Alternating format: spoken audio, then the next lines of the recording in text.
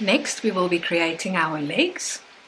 To start off, we're going to be using ivory yarn. We'll make our slip knot as we always do, and then chain 4 stitches to start round 1.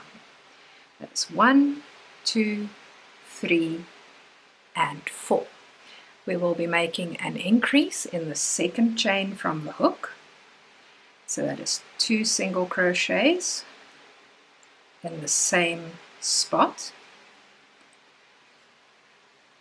The next stitch only gets 1 single crochet. The final stitch gets a 4 single crochet increase, which means we will be making 4 single crochets in the same spot. That's number 2, number 3 and number 4. By the time you've completed number 4, you'll be on the other side of your chain.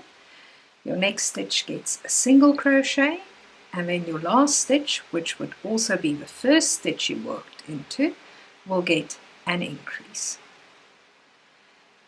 And that brings us to the end of round 1 of the foot. For round 2, we will be making 2 increases to begin with. So the first stitch gets an increase. Oops, almost made a slip stitch instead of a single. Going to make 2 single crochets in the same stitch to create that increase. And the second stitch we do an increase as well. The next stitch gets just a single crochet. We're then going to make 4 increases, so that's 1 in each of the next 4 stitches. So that's increase number 1.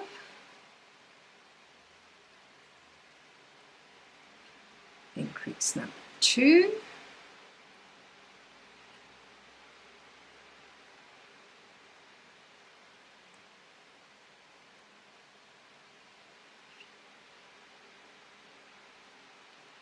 increase number 3, and increase number 4. Next stitch again just gets a single crochet. And on the last 2 stitches, they will get an increase each. So that's increase number 1.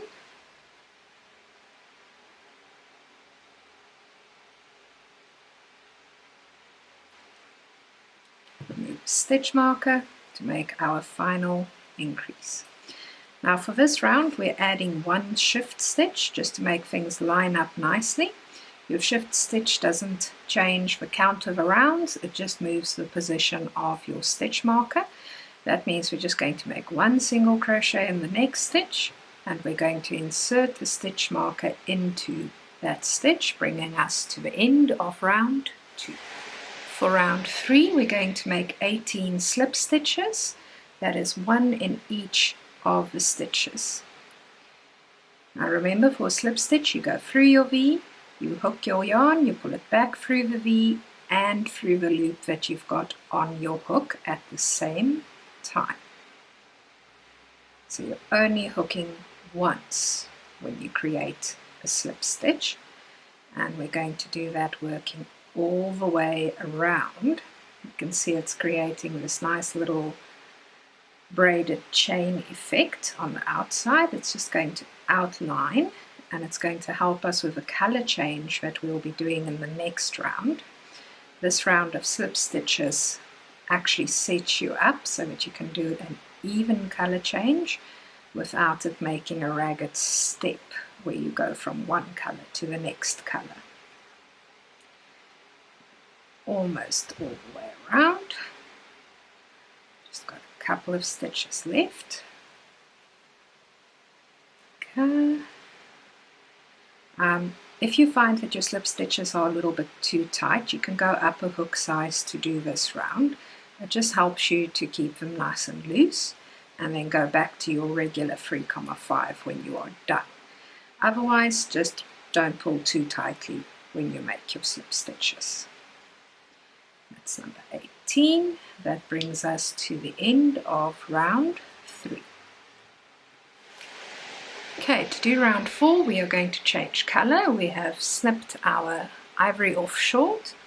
We've taken our terracotta color, short end facing our body.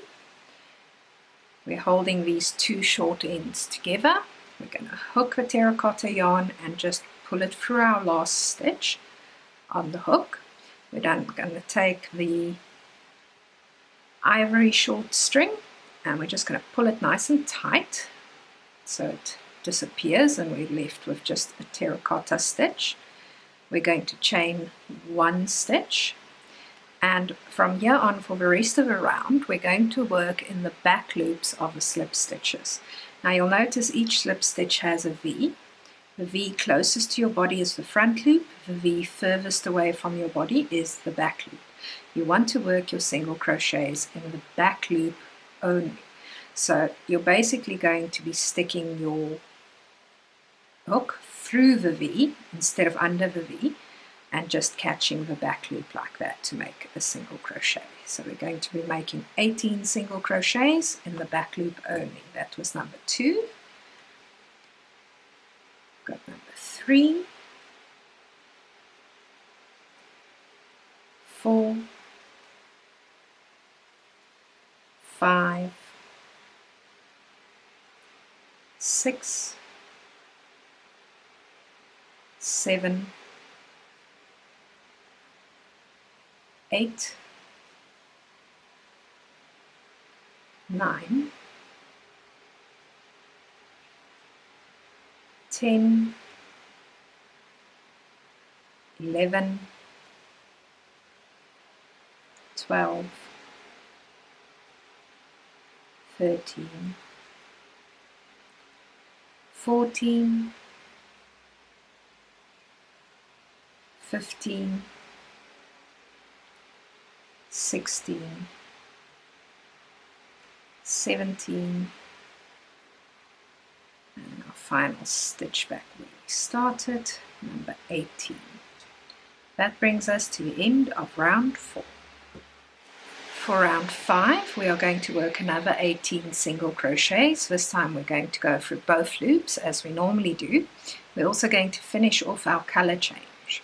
Now remember, at the beginning of round 4 we made one chain stitch before we moved on to our single crochets. So now for round 5 we're going to skip that chain stitch and we're going to work into the single crochet that we made for our first stitch. So that's 1, 2, 3, 4, 5, 6, 7, 8, 9, 10, 11, 12, 13, 14, 15, 16, 17, and 18, which brings us to the end of round 5. At this point you can see there might be a little bit of a bulge there. If you have one, you just take hold of your two short ends and pull them a bit tight and the bulge will disappear, like that. That's the end of round 5. For round 6 we are going to start with 3 single crochets. That is 1, 2, and 3. Next we're going to do a short pattern of a single crochet followed by a decrease, and we're going to repeat that 4 times. So that's the first time. Second single crochet followed by the second decrease, third single crochet followed by the third decrease, fourth single crochet followed by the fourth decrease, and then for our last 3 stitches they will just each receive 1 single crochet. So it's 2, and in the final stitch of a round, single crochet number 3. That brings us to the end of round 6. For round 7, we're going to start with 5 single crochets. It's 1, 2,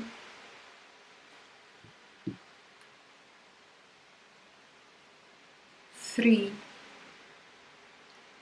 4, and 5. To stick that into the foot. There we go. Then we're going to make 2 decreases. So that's decrease number 1, decrease number 2, and then we're going to make 5 single crochets again along the last 5 stitches. So that's 1, 2, 3,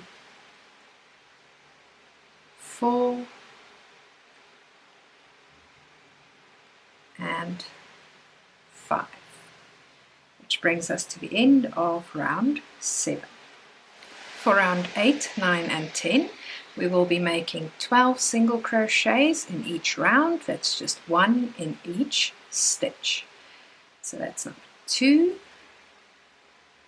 3, 4, 5, 6, 7, 8, 9, 10, 11, and 12, which brings us to the end of round 8. We will then repeat this for round 9 and 10 as well, making 12 stitches in each.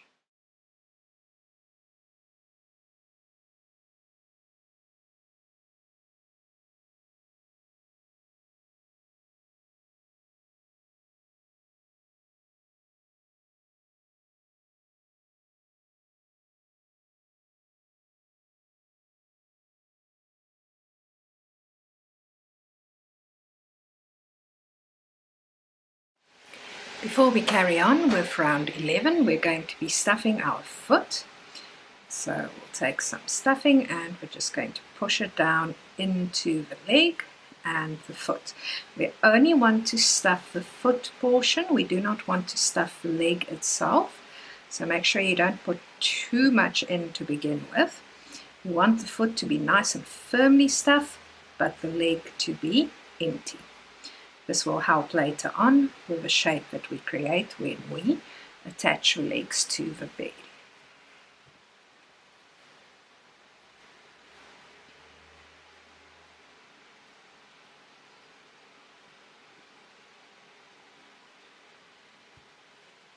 There we go. As you can see, we've gotten a nice shape to our foot. This part is fully stuffed, but my entire nail still fits into the leg area because I've left that empty and unstuffed. You should do the same. For round 11, we are going to make 6 decreases to close up the leg. So our first decrease is across stitch 1 and 2. Our second decrease is across stitch 3 and 4. Third decrease is across stitch 5 and 6.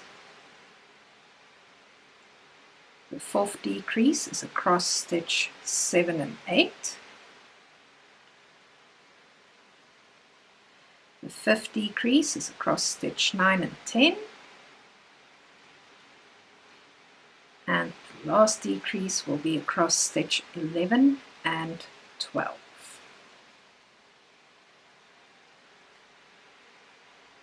Next, we're going to finish off by making a slip stitch in the following stitch. Since we're doing movable limbs, we can just cut it off short. If you want to sew them into place, you will need to leave a longer bit of string at the end here, just pull it through. We're going to take our tapestry needle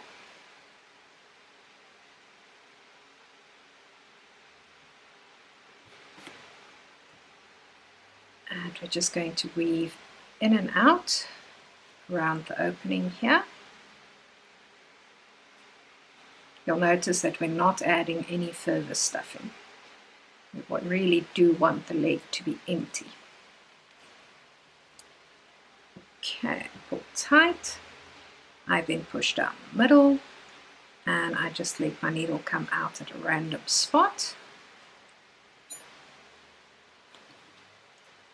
where I can then snip off the leftovers, which gives us our cute little leg. We need 2 legs, so you need to repeat the video up until now to create the second leg, so that you've got them side by side and ready to attach to Carter the cat. Okay, we're going to start by pinning our legs into place. Firstly, I move the arms into the forward position to make room for the leg. Turn my cat to the side.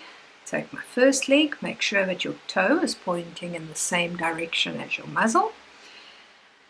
And when I look from the front, I want my leg to be at the top of the belly button. When I look from the side, I want my leg to line up with the arm and the ear that we've previously attached. Once you're happy with your position, you can insert some pins to hold it into place.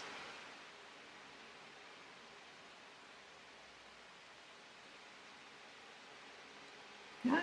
Okay, we're going to do the same with the other leg.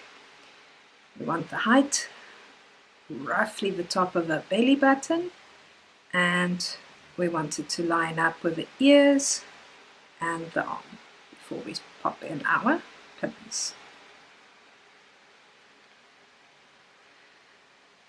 Now, an important thing that you want to check is you want to look from the bottom to make sure that your feet aren't doing what mine's doing at the moment. You'll notice they're both pointing that way, where they should be pointing forward. So we want to just twist the legs a little bit so that they do that instead of that. So we're just going to remove the pins on this one. Just twist the leg a little and insert the pins again.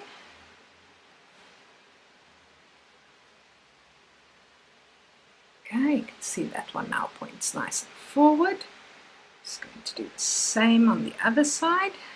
Just going to remove the pins for a second and just twist it a little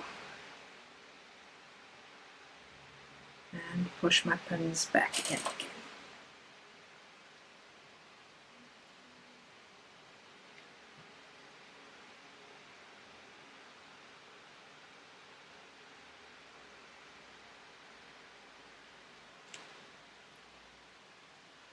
There we go. Our feet are now pointing forward. Now we just double check from the front that we haven't lost our position. We're still at the right height. Check from the sides, make sure that everything lines up.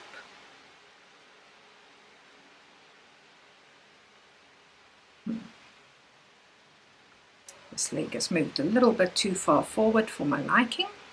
So I'm just going to take the pins out once again, push it a little bit back, and insert my pins.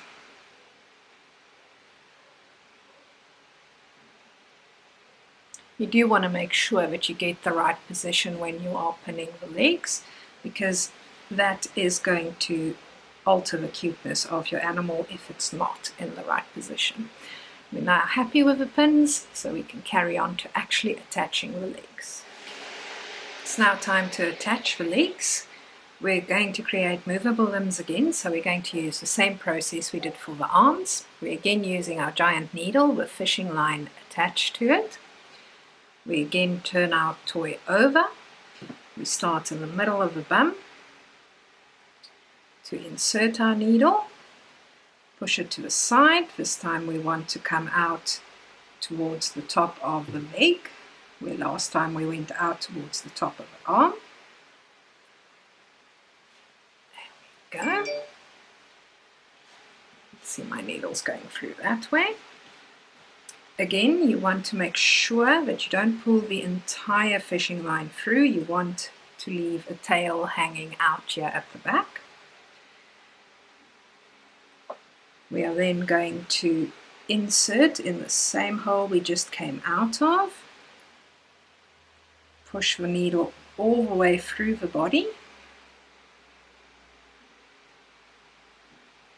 And have it exit on the other leg.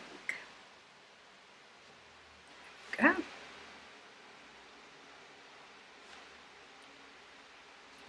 Pull our needle through.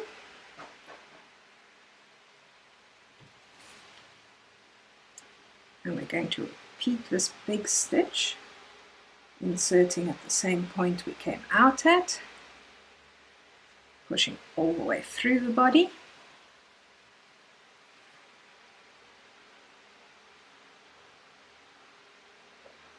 Coming out on the original leg.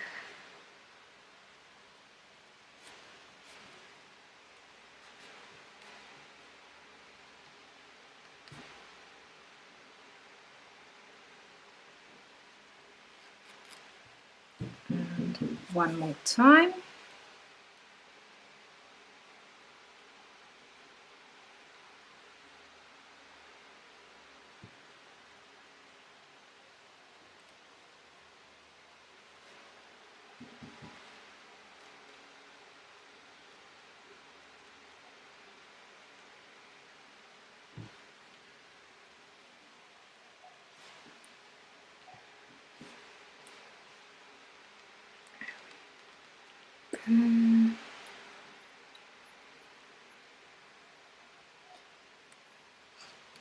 For me, that's enough repetitions. You can do another stitch or two if you like. I finish off by going in where I started, as we've been doing all the way through, but this time I'm going to exit on the bum at the same point where I originally inserted my needle, so that I can have my beginning and starting end coming out of the same hole in the body. We're then going to tie this off again. On the first time that we tie, remember you need to pull really tight because that's going to determine the tension with which your legs are attached. There we go. And then we knot off a few times. So once, twice,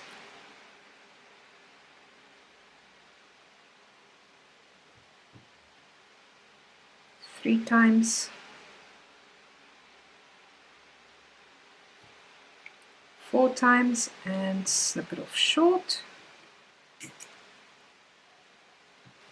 And we can just pop the end into the body as we always do.